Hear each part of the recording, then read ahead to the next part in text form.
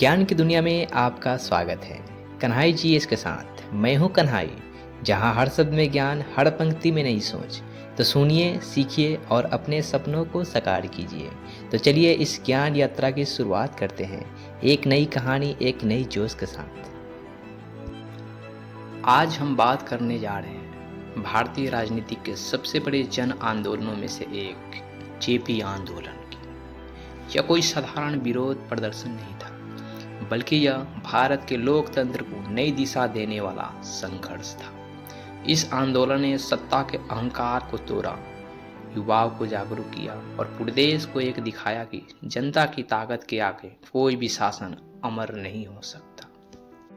यह आंदोलन 1970 के दशक में शुरू हुआ, जब देश में आपातकाल की आहट महसूस की जा रही थी। उस समय देश की सत्ता प्रधानमंत्री इंदिरा गांधी के हाथों में थी। उनकी नीतियों को लेकर देश में असंतोष बढ़ रहा था। बेरोजगारी, भ्रष्टाचार और तानाशाही जैसे रवैया जनता को निराश कर रही थी। ऐसे में इस आंदोलन की शुरुआत बिहार से हुई और देखते ही देखते पूरे देश में फैल गया। इसकी कमान संभाली लोक नायक जयप्रकाश नारायण ने, जिन्हें हम सभी जेपी के नाम से जानते हैं। जेपी केवल एक नेता नहीं थे, बल्कि वे एक विचारधारा थे। जनता की शक्तियों को जगाने और उसके अपनाने के अधिकारों के प्रति सचेत करने का विचार। जेपी का जन्म 11 अक्टूबर 1902 को बिहार के सारण जिला में हुआ। वे बचपन से ही विद्रोही प्रवृत्ति के थे। उन्होंने अमेरिका जाकर पढ़ाई की और मार्क्सवाद के प्रभावित हुए, लेकिन बाद में महात्मा गांधी के विचारों से प्रेरित होकर अहिंसा और सत्याग्रह की राह अपनाई। स्वतंत्रता संग्राम में उन्होंने बढ़ चढ़कर हिस्सा लिया और 1942 के भारत छोड़ो आंदोलन में महत्वपूर्ण भूमिका निभाई। आज़ादी के बाद वे राजनीतिक से दूर हो गए, लेकिन 1970 के दशक में जब देश में अराजकता फैलने लगी तो उन्होंने दोबारा नेतृत्व संभाला। 1974 में बिहार में छात्रों ने भ्रष्टाचार के खिलाफ आंदोलन शुरू किया।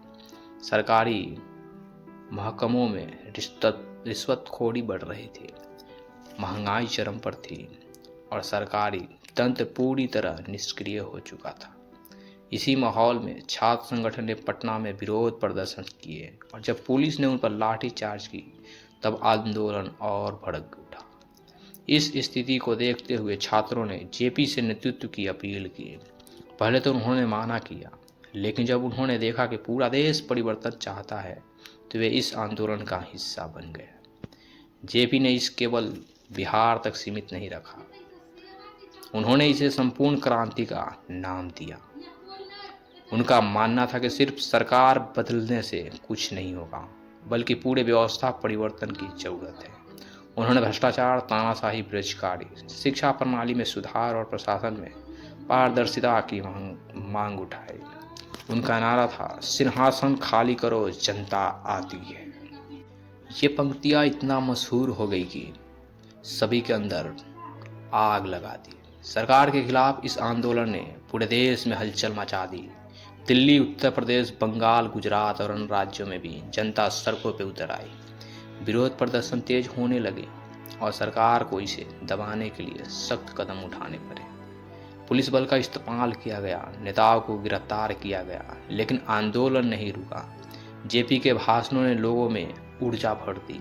वे गांधी जी की तरह शांतिपूर्ण विरोध के समर्थन थे, लेकिन जनता का क्रोध इतना ज़्यादा बढ़ गया कि कई जगह हिंसा भी हुई। इंदिरा गांधी सरकार इस आंदोलन से घबरा गई।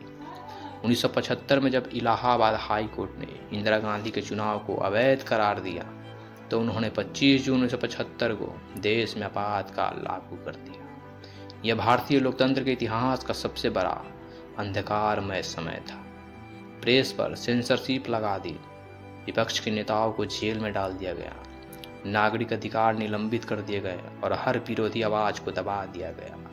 जेपी भी गिरफ्तार कर लिए गए, लेकिन उनका संदेश लोगों तक पहुंचता रहा। आपातकाल के खिलाफ देश भर में गुस्सा था।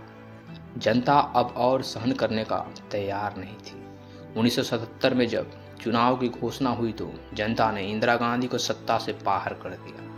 यह पहला मौका था जब कांग्रेस को सत्ता छोड़नी पड़ी और जनता पार्टी ने सरकार बनाई। इस सरकार के गठन में जेपी का सबसे बड़ा योगदान था। इस आंदोलन ने यह साबित कर दिया कि लोकतंत्र में जनता ही सर्वोच्च होती है और जब वह एकजुट हो जाती है तो कोई भी शक्ति उसे रोक नहीं सकती।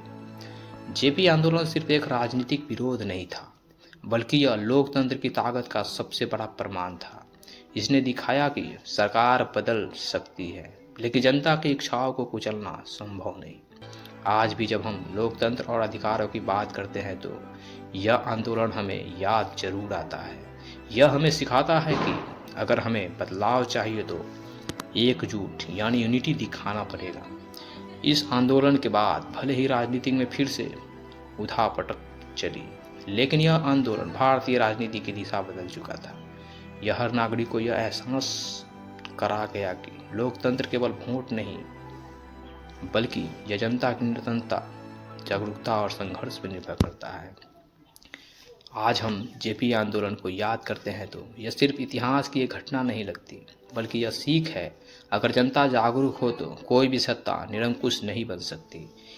यही कारण है कि जेपी को लोक नायक जयप्रकाश नारायण के नाम से जाना जाता है। उन्होंने बिना किसी स्वार्थ और केवल जनता के लिए संघर्ष किया और भारतीय राजनीति को एक नई दिशा दी। यदि आपको यह ऑडियो बुक पसंद आई तो इसे अपने दोस्तों तक साझा कीजिए। आने वाले अगले एपिसोड में फिर मिलेंगे एक नए विषय के साथ। तब तक के लिए जय हिंद।